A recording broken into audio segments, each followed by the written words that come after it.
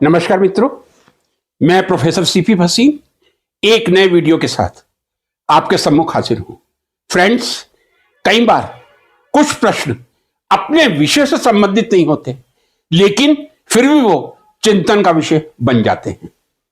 ऐसा ही एक इकोनॉमिक्स अर्थशास्त्र से संबंधित प्रश्न मेरे मस्तिष्क को कई दिनों से आंदोलित कर रहा है। आखिरकार वर्तमान समय में इन्फ्लेशन सरकार के हिसाब से 4 के आसपास है और आरबीआई भी यही कहता है। लेकिन एक प्रश्न मस्तिष्क में उठता है, देश की जनता को, भारत की जनता को किस आधार पर, इनकम के किस क्राइटेरिया पर लोअर, मिडिल और अपर क्लास में रखा जाए। फ्रेंड्स, मैं फिर एक बार स्पष्ट कर रहा हूं, प्रश्न अर्थशास्त्र से संबंधित है।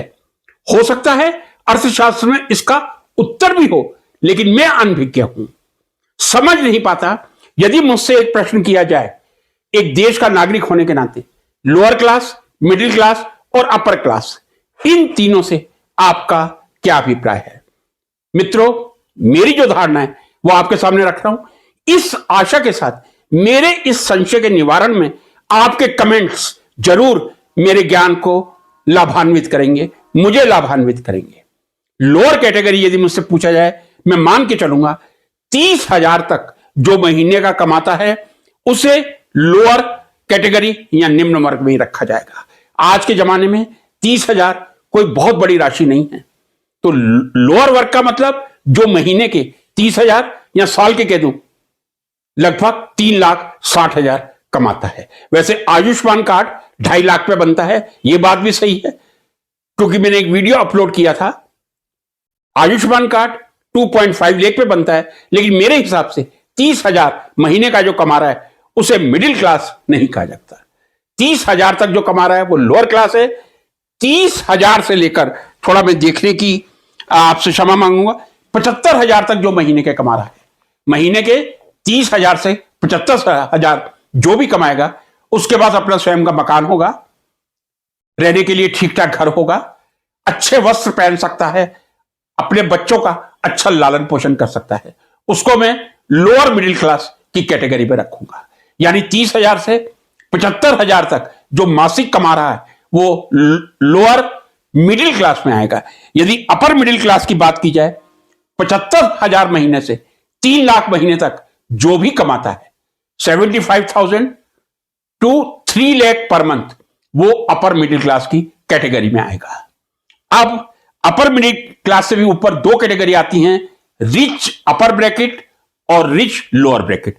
रिच लोअर ब्रैकेट की मैं बात करूं, 5 लाख से 1 करोड़ तक कमाने वाला रिच लोअर ब्रैकेट में आएगा, और 1 करोड़ से 20 करोड़ कमाने वाला रिच अपर ब्रैकेट में आएगा। आपको डेटा आश्चर्यचकित जरूर कर सकते हैं, यह मैं बिजनेस के संदर्भ में लोअर और अपर की बात कर रहा हूं।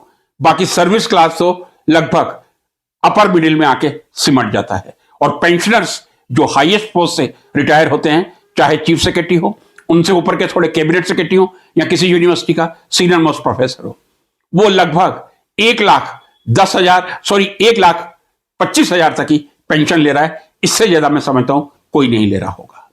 एक कैटेगरी और आती है जो वर्ष का 100 करोड़ से भी ज्यादा कमाए, उसको क्या कहेंगे? उसको बिलियनरी कहा जाएगा।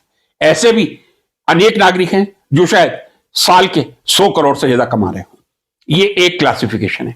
दूसरा क्लासिफिकेशन आता है रोटी कपड़ा और मकान।